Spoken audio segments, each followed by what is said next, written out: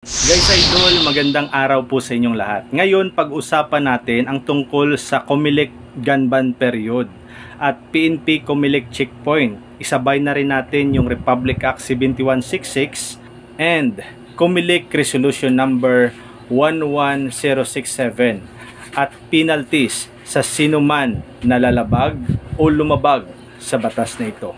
Alam naman natin guys idol na malapit na po yung halalan this coming May 12, 2025. Kaya nga ipinatutupad ng Commission on Election kasama ng Philippine National Police and Armed Forces of the Philippines yung Comelec gun ban period mula January 12, 2025 hanggang June 11, 2025. Ano po ba yung gun ban period? Ito po yung pagbabawal sa pagdadala ng baril kahit na may lisensya o iba pang armas na nakakamatay sa mga pampublikong lugar. But tandaan natin guys idol na ang batas na ito ay mayroong exemption. Ano ba yung exemption? Unless authorized in writing by the Commission. So sino yung komisyon na sinasabi dito? Of course, the Commission on Election or the Comelec. Now, ano po ba yung PNP Comelec checkpoint? Bakit po mayroong PNP Comelec checkpoint? Ito po ay inilalagay sa mga pangunahing kalsada o lugar upang masigurado yung pagsunod sa Comelec gun ban period. Ano-ano ba yung mga alituntunin ng mga motorista o motorsiklo sa panahon ng gun ban period? Una, pag-usapan natin yung identity of the law enforcement o pagkakakilanlan sa mga tagapagpatupad ng checkpoint. Ito'y tumutukoy sa PNP, sa AFP, isabay na rin natin yung primary agency na nagli-lead sa PNP Comelec checkpoints o membro ng Comelec. So unang-una, mayroong presence ng patrol car sa checkpoint. At kailangan yung mga tagapagpatupad, PNP, AFP ay naka-uniforme. At ito ay pinamunuan ng isang opisyal na may ranggo na hindi bababa sa lieutenant o police lieutenant. At kailangan yung PNP Comelec checkpoint is isinasagawa sa isang maliwanag na lugar at may malinaw na karatula o signage. Pangalawa nating pag-uusapan guys idol is yung paglapit ng mga motorista o nagmumotor sa checkpoint. Unang-una, yung mga motorista o nagmumotor ay kailangan magminor.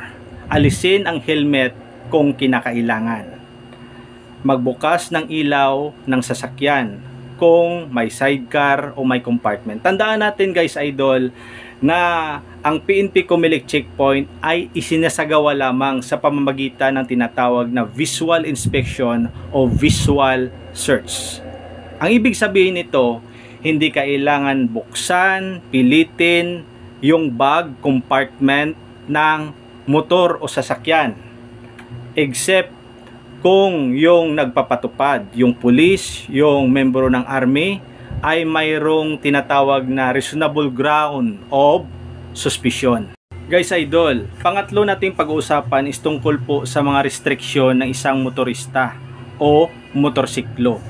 Kailangan tandaan natin na ipinagbabawal po ang pagdadala ng baril o armas na nakamamatay sa motorsiklo.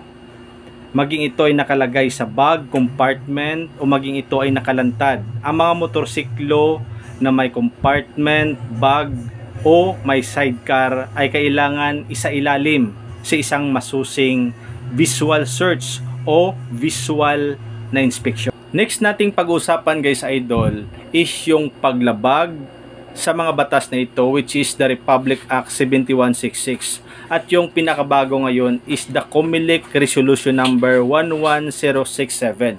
Ano yung sinasabi ng batas na ito? Ang sino man na lalabag sa gun ban, maging ito ay gumagamit ng sasakyan, motorsiklo para magdala ng baril o armas na nakamamatay ay kailangan mapatawan ng parusa or penalty.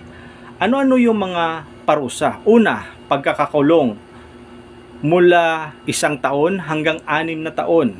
Fine from 1,000 pesos hanggang 3,000 pesos.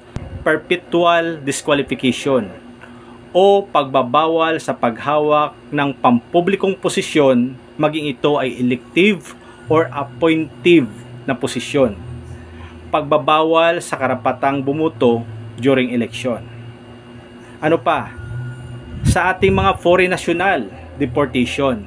At kailangan iserve ito after their person or after their service of sentence nila dito sa ating bansa. So guys idol, I hope po na yung vlog ko na ito ay nakakatulong para maiwasan natin yung paglabag sa batas. Maintindihan natin yung COMELEC gun ban period, yung PNP COMELEC checkpoint. Sana iwasan na po natin yung magdala ng baril. Let us be a responsible gun owner. And also, iwasan na po nating magdala ng anumang nakakamatay na armas o anumang uri o bagay na magdudulot ng isang suspisyon o hinala. Sumunod po tayo sa mga directives ng ating kapulisan sa mga batas during this election period. Ito po ay para sa seguridad nating lahat, para masigurado natin ang isang ligtas at mapayapang halalan.